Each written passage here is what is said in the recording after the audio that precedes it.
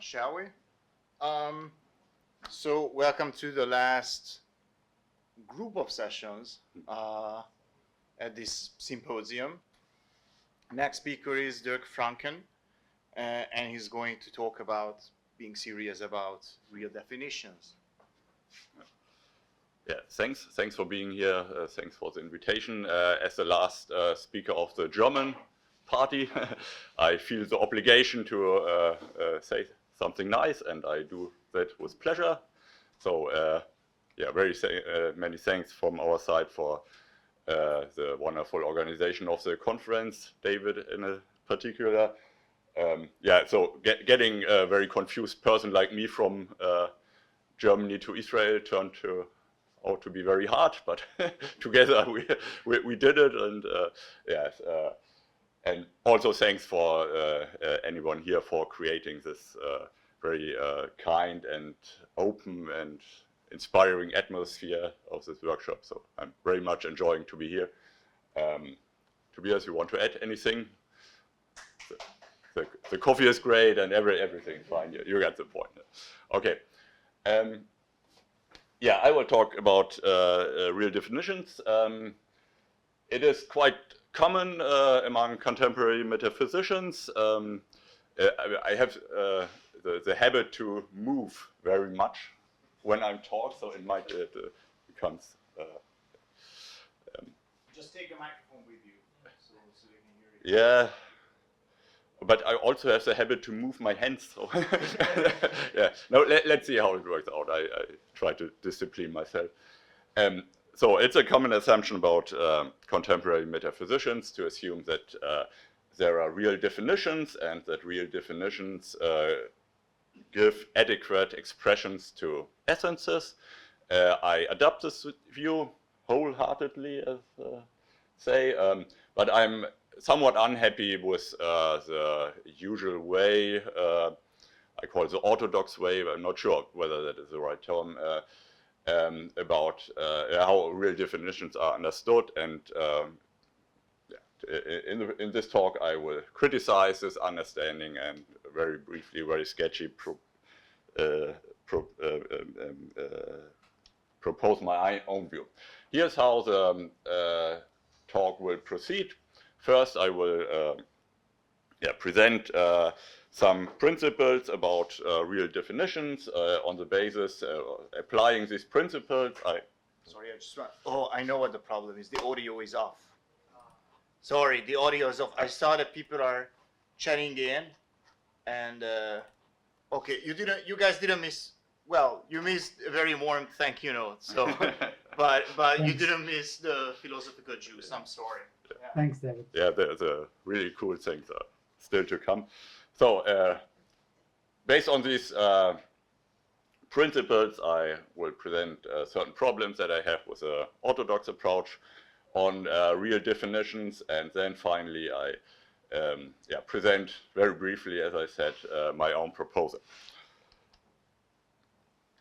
I need technical support again. Doesn't.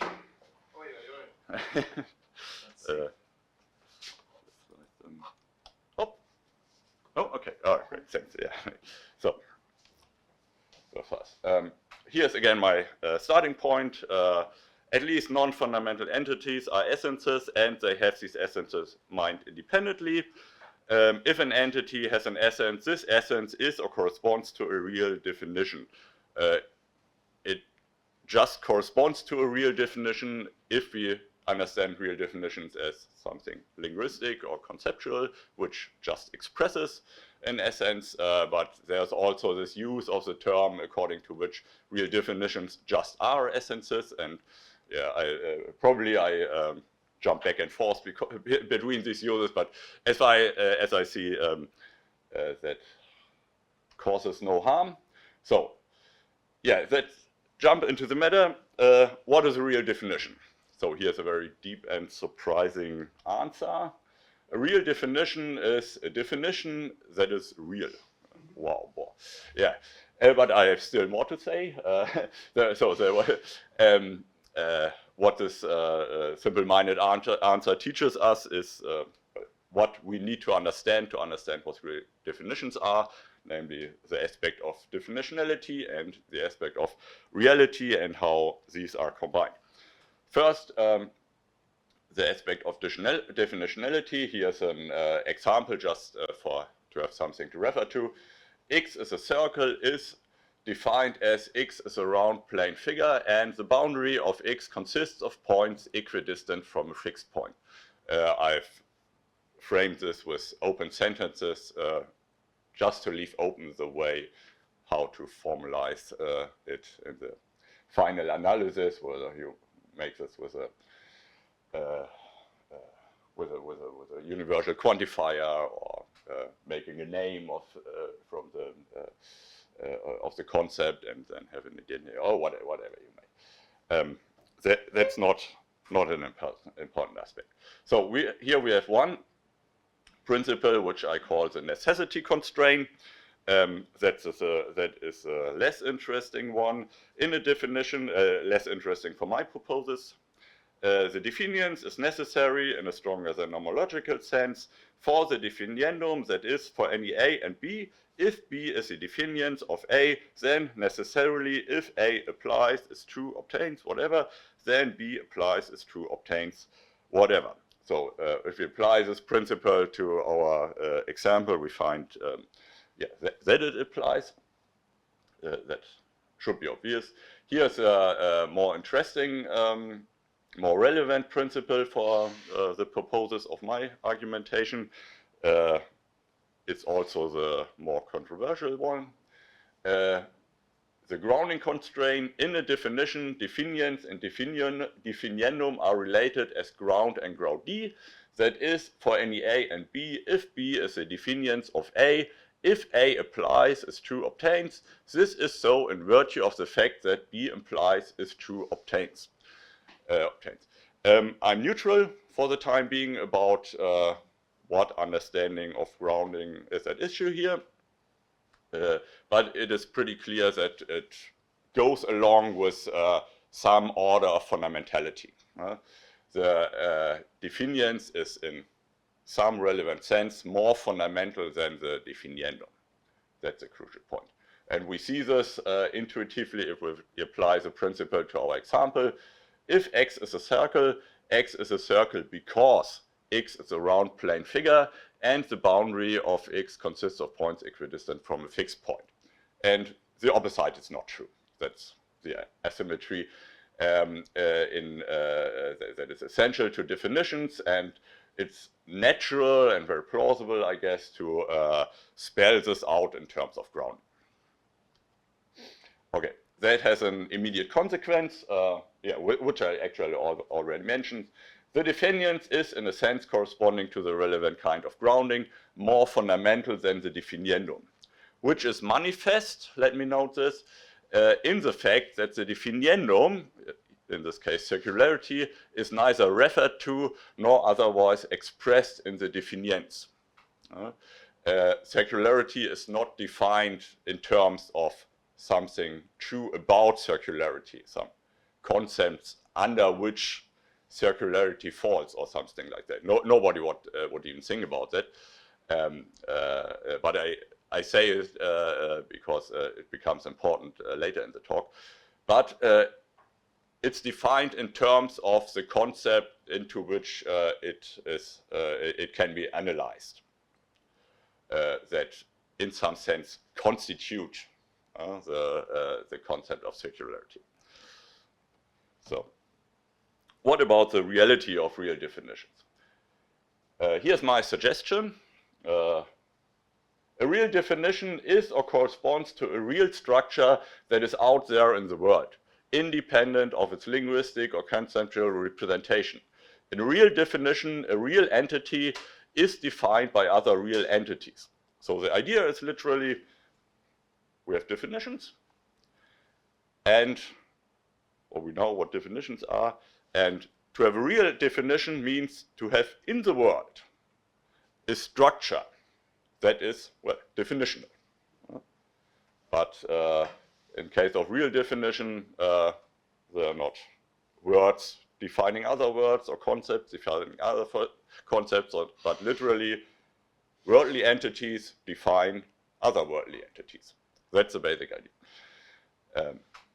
So the criteria of definitionality, that is the necessity constraint and the grounding constraint, must be interpreted or reinterpreted in such a way that they are applicable to such structures. So we must look what these principles might come up to, given they are applied to real-world structures.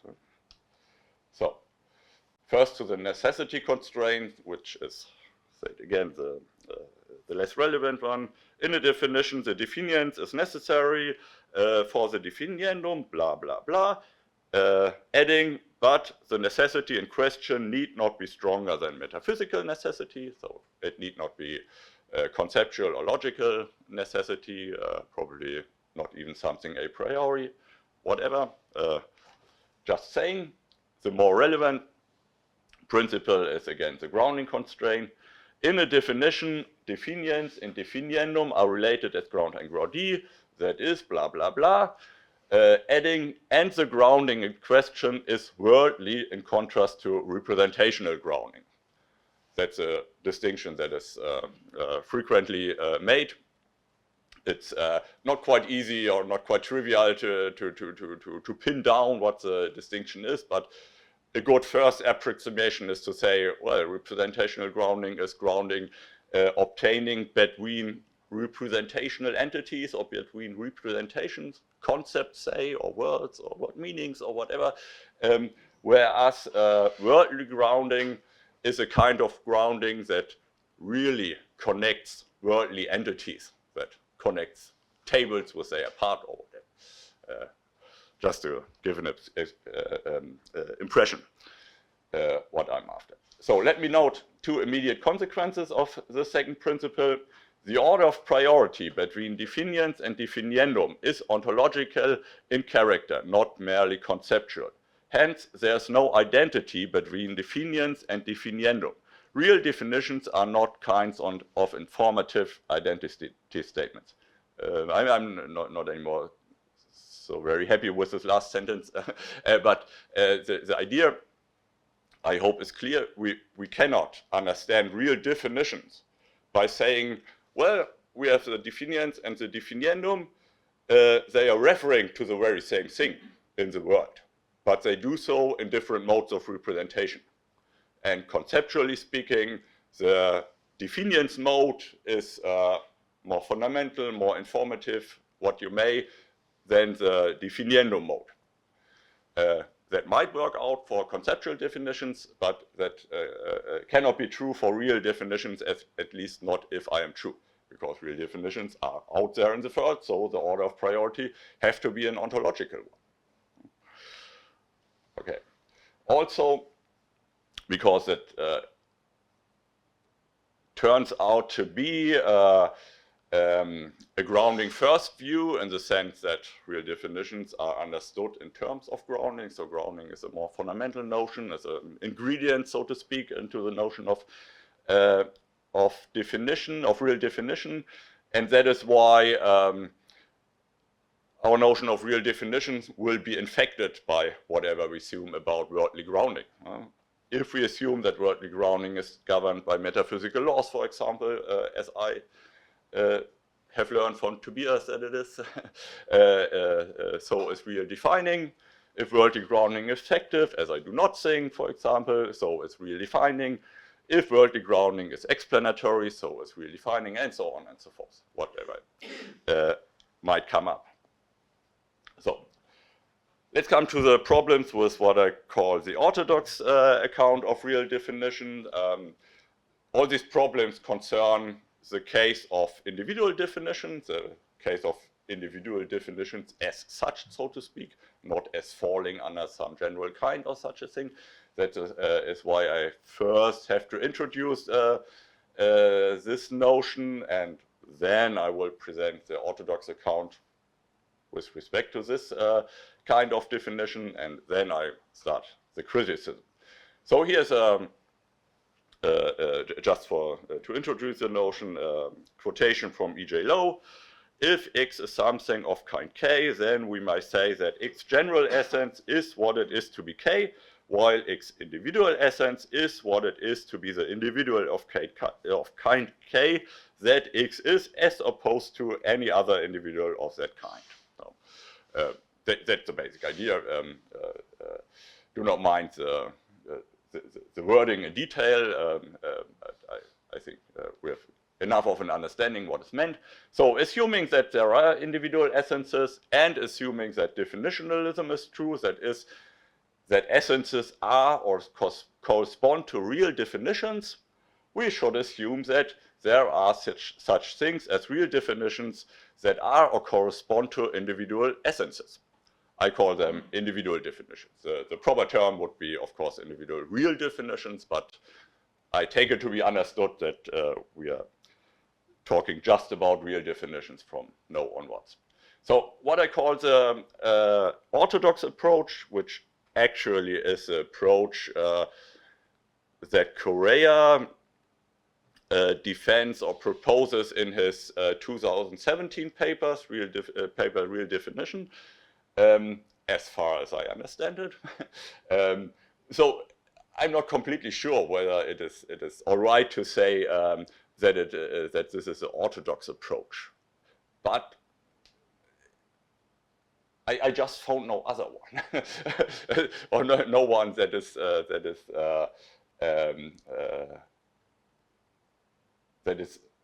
can not just be understood as a modification of this idea. So yeah, I have to ask to follow me in that. So on my reconstruction, this idea has two claims, or consists of two claims. The first one concerning the definiendum, the second one the definiens. The first I call the identity approach, which is not quite an elegant term, but I have no better one. An individual definition of the individual A just is a general definition of the Hecate property of being identical to A. So the idea is to assimilate individual definitions to general definitions. They just are general definitions of a specific kind, namely general definitions of the property, the concept, whatever we would like to call it, of being identical to the relevant individual.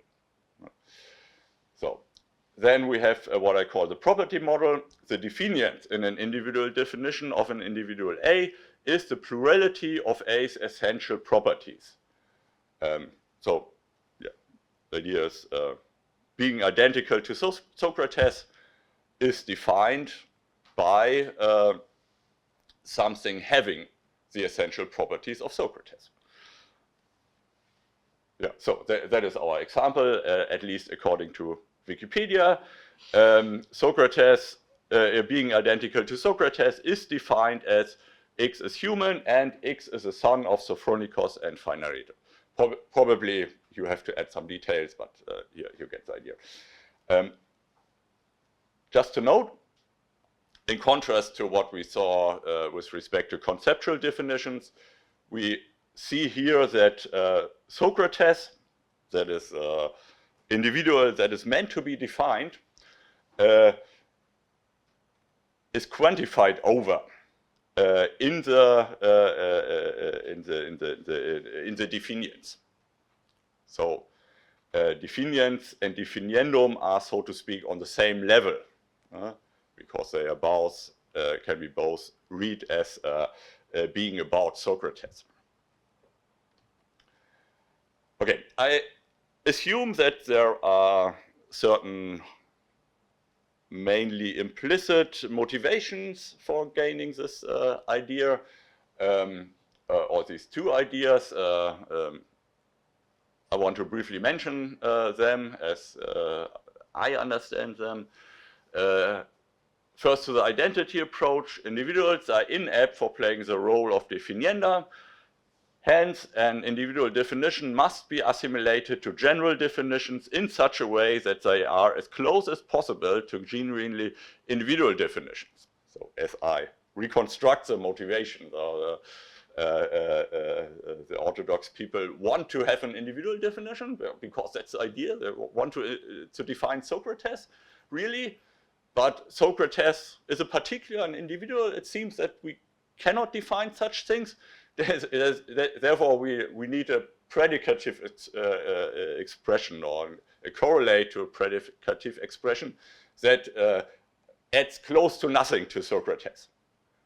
And from this point of view, of course, X is identical to Socrates is a very reasonable choice, because an object, all that requires from an object to fall under it is to be Socrates.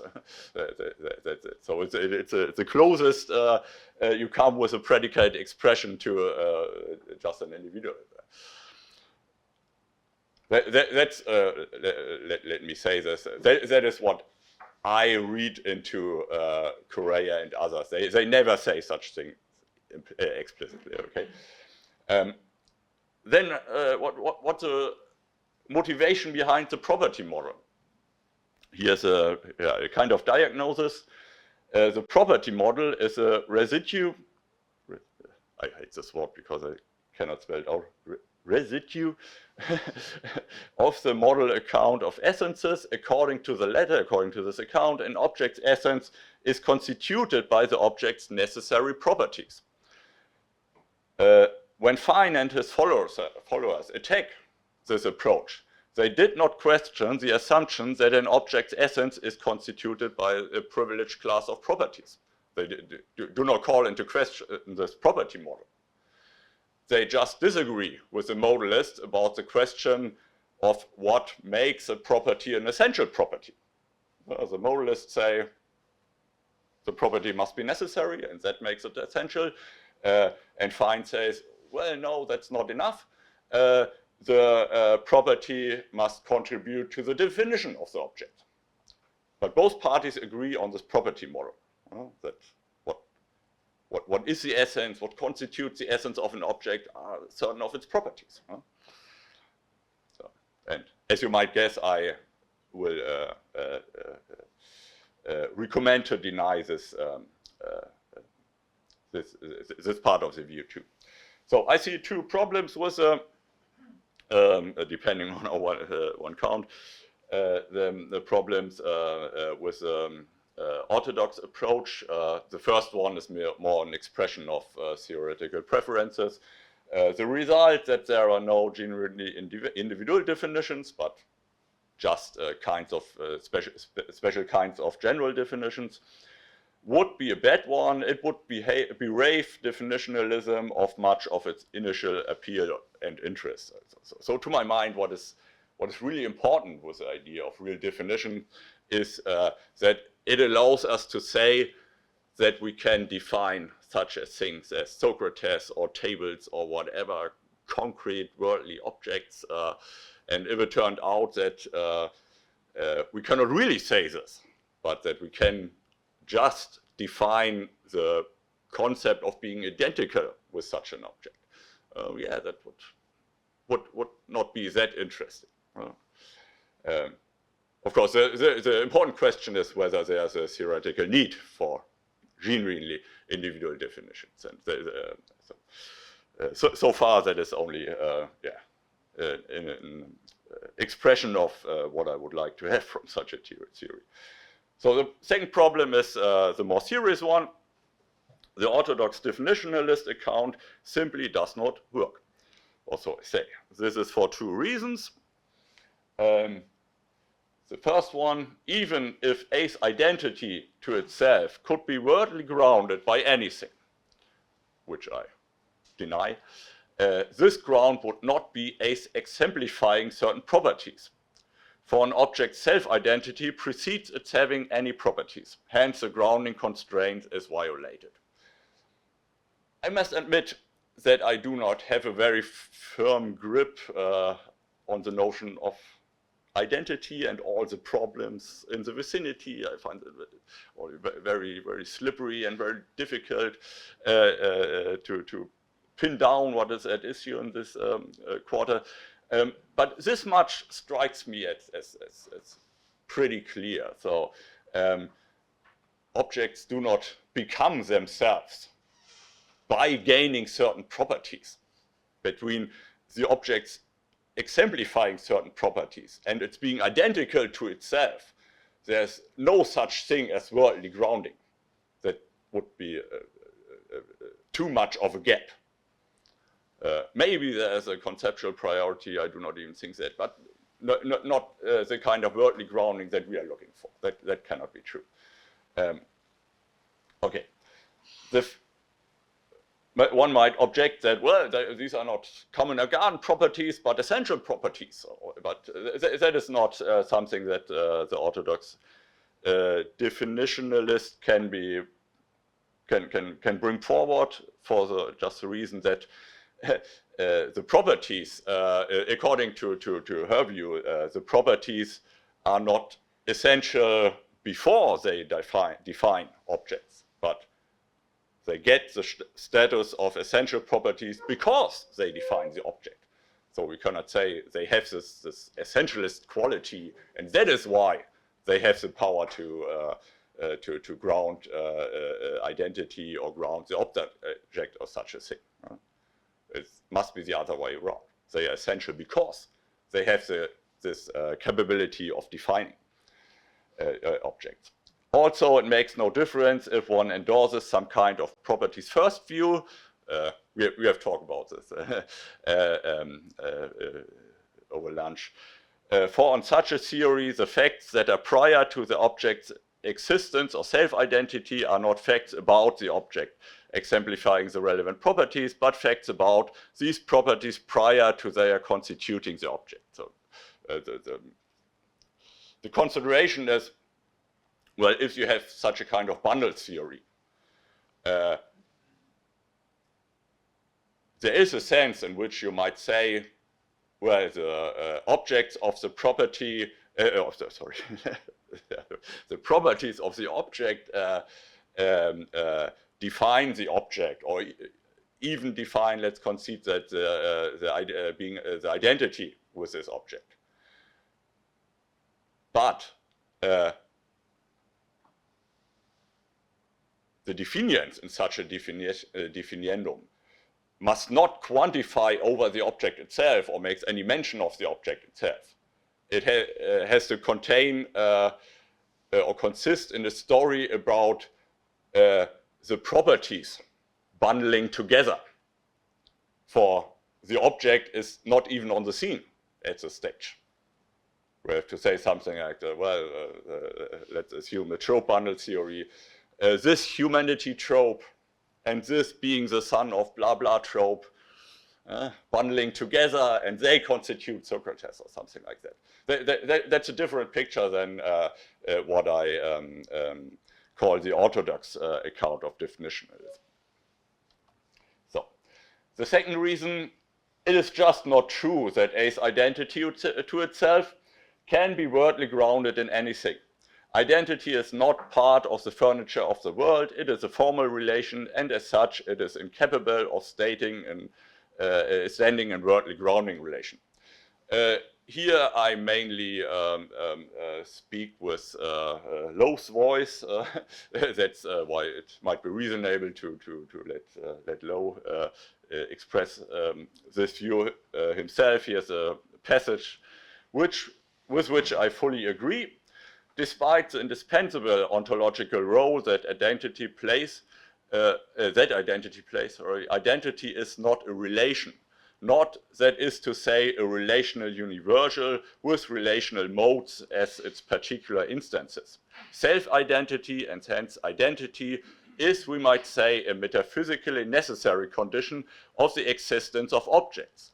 Without it, there could be nothing in the world. It is too fundamental indeed to be something in the world, an element of being, because it is that without which there could be no beings and so no world. That is a little bit dark, I concede, but I think it points in the right direction. We must not think about identity just as about something like existence, as properties or relations that are somewhere in the world and can stand in relations of grounding or instantiation or something like that. We should think of them as something like the pre-given structure that makes the existence of entities possible in the first place. It's just hand waving, but that is, I guess. Yeah, okay. Then one might ask a question. So, yeah, fine. If identity is merely formal, so nothing more or less, does it not mean that a real definition of X is A just is a real definition of A? So just what we were looking for. Well, in a sense, yes, but there are still two issues. First, it must be explained why appeal to identity is made in the first place. If the definiendum is just Socrates, why should we talk about being identical to Socrates or something such thing? Why not just say what we want to say, namely that Socrates is defined by anything? I suppose there might be reasonable explanations, but that must be given. The more serious problem is the second one. If the real definiendum really is not the property of being identical to A, but just A itself, the individual, the property model is even more obviously false. 30 minutes. Okay, yeah, I see. Thanks. I hurry up. So it is even more evident that we cannot define an object, an individual object, whatever that might mean, by this object having certain properties. Okay. Yeah, here's a conclusion, which also points in the direction of my own proposal. Orthodox definitionalism about individual definitions rests on a false interpretation of the analogy with conceptual definitions. It tries to make the definiendum of an individual definition something general, but this leads to violation of at least one core principle of definitionality, namely the grounding constraint. The right way to proceed, rather, is to accept that individual definitions are just that, definitions of individuals, and to try to apply the principles of definitionality under this premise. We should not think of individual definition as a form of classification, but as a form of constitution. Objects are not defined by certain truths about them, but by the truths that bring them into existence in the first place. Just as concepts are not defined by the concepts that apply to them, but by the concepts they are built from. Finalize then. That is the right way to the right analogy. Things of whatever kind are defined by more fundamental things. Concepts are defined by more fundamental concepts, and entities are really, in the real sense, defined by more fundamental entities. So I just present very briefly my own view, and then we can discuss the problems about in the Q&A. So non-fundamental objects exist in virtue of facts about more fundamental entities, or less committal in virtue of more fundamental entities being certain ways. Okay, I thought there were facts. Okay, call these facts the object's existence conditions, the facts defining an object. Any non-fundamental object is really defined, that is defined in the real sense, by its existence conditions. That is, in an individual definition of an object O, the definiendum is just O, and the definiants are O's existence condition. Here's a dummy example. I took intentionally a very easy example because, as you might think, in the case of Socrates, it could turn out to be very complicated to spell out the existence conditions at a level that is important below Socrates. So we cannot say, cannot appeal to Socrates' humanity, because that would be something about Socrates. But would have to spell out what humanity brings about, so to speak, and at a level more fundamental than Socrates himself. That's why I changed the example. Take a specific H2O molecule, assume that is defined by two specific H atoms, H atom 1, H atom 2, and a specific O atom 1, being H2O-ly arranged. You see, in this case, according to this proposal, there's no reference to or quantification over the definiendum in the definiens. That is, the object as such, the particular object is the definiendum, and it is defined in terms of things more fundamental than it, in the worldly sense, that worldly grounds this object or the existence object. So that is, okay, no, let me just quickly come to this. The idea is meant to be embedded in a broader picture, and to maybe it is helpful to capture the spirit of the idea, to present very cursory and very briefly this broader picture that I have in mind. So the world has a layered hierarchical is another word that I hate, hierarchical structure, and the real definitions are what connects the different layers of reality. That is to say, constellations of entities at one level literally define entities at higher levels into existence. The definition in question, however, is worldly, not representational. So it's a sort of worldly version of Carnap's logical construction of the world. In Carnap, we get from one level of concepts to the other by definitions that constitute the less fundamental concepts, and there's nothing more to these less fundamental concepts than they are being defined in terms of more fundamental concepts. And I want to say the very same thing about real-world entities and the vertical construction of the world. Thus, a non-fundamental entity does not have any independent life on its own level of reality.